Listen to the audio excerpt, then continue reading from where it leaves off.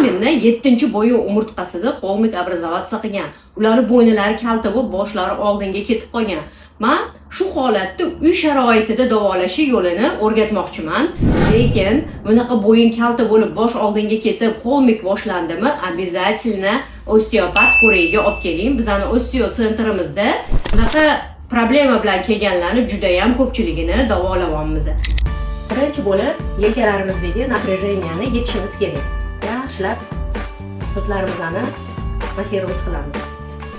Keyin bo'ynimizni ham. Hozir menda ro'mol xalaqit beryapti, sizlar lekin bo'yninglarni yaxshilab mana qilib, qo'yinglar, massaj qilinglar. Keyin qo'linglarni zamochka qilib boshingizga qo'yasizlar va iloji boricha ko'krak qafasinglarni ochishga harakat qilasizlar. 10 sekund ushlab turamiz.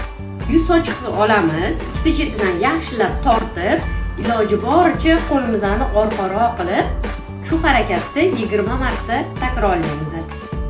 Ertalab va kechqurun.